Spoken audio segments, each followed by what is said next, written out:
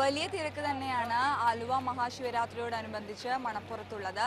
സംസ്ഥാനത്തിന്റെ നാനാദിക്കുകളിൽ നിന്ന് എല്ലാ സ്ഥലത്തു നിന്നുമുള്ള ആളുകളാണ് ശിവരാത്രി മഹോത്സവം ആഘോഷിക്കാനും അതുപോലെ തന്നെ നാളെ ബലിതർപ്പണത്തിനുമായി ആലുവ മണപ്പുറത്തേക്ക് എത്തിക്കൊണ്ടിരിക്കുന്നത്.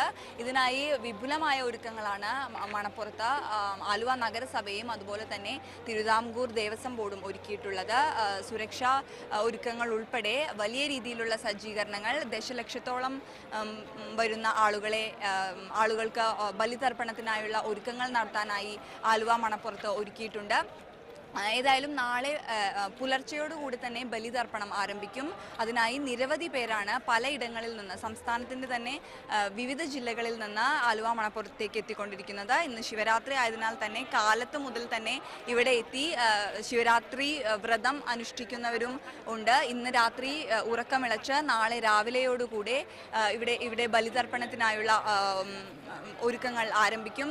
കാലത്ത് ബലിതർപ്പണത്തിനായി എത്തുന്നവരും നിരവധിയായിരിക്കും. വലിയ തിരക്ക് തന്നെയാണ് നഗരസഭയും അതുപോലെ തന്നെ തിരുവിതാംകൂർ ദേവസ്വം ബോർഡും ബലിതർപ്പണത്തിനായി ആലുവ മണപ്പുറത്ത് പ്രതീക്ഷിക്കുന്നത്. ഇതിനായുള്ള എല്ലാ ഒരുക്കങ്ങളും പൂർത്തിയായി കഴിഞ്ഞു എന്ന് തന്നെ വേണം പറയാൻ. 200ഓളം വരുന്ന ബലിത്തറകളാണ് ബലിതർപ്പണത്തിനായി ഇവിടെ ഒരുക്കിയിരിക്കുന്നത്. അതിൽ ഓരോ ബലിത്തറയിലും ഒരേ സമയം 20-ലധികം പേർക്ക് ബലിതർപ്പണം നടത്താനായുള്ള സജ്ജീകരണങ്ങളാണ് നടത്തിയിട്ടുള്ളത്. താൽക്കാലികമായി 2 ബലിമണ്ഡപങ്ങളും അതുപോലെ തന്നെ സ്ഥിരമായുള്ള ഒരു ബലി മണ്ഡപവുമാണ് ഇപ്പോൾ ആലുവ മണപ്പുറത്ത് ഉള്ളത്. ആലുവ റൂറൽ എസ്.പിയുടെ നേതൃത്വത്തിൽ ക്രമസമാധാന പാലനത്തിനായി നിരവധി പോലീസുകാരും രാവിലെ മുതൽ തന്നെ ക്യാമ്പ് ചെയ്യുന്നുണ്ട്. നാളെ വൈകുന്നേരം ജനങ്ങൾ ഒഴിഞ്ഞു പോകുന്നത് വരെ തന്നെ ഈ രീതിയിലുള്ള സജ്ജീകരണങ്ങൾ ഇവിടെ തുടരും എന്ന് തന്നെയാണ് നമ്മൾ മനസ്സിലാക്കുന്നത്. അതുപോലെ തന്നെ ഇവിടെ എത്തുന്ന ബലിതർപ്പണത്തിനായി എത്തുന്നവർക്ക് യാതൊരു മുടക്കവും കൂടാതെ എല്ലാ രീതിയിലും നല്ല രീതിയിൽ വ്രതമനുഷ്ഠിക്കാനായുള്ള ഒരുക്കങ്ങൾ തിരുവിതാംകൂർ ദേവസ്വം ബോർഡിന്റെ നേതൃത്വത്തിൽ ഇവിടെ നടത്തിയിട്ടുണ്ട്.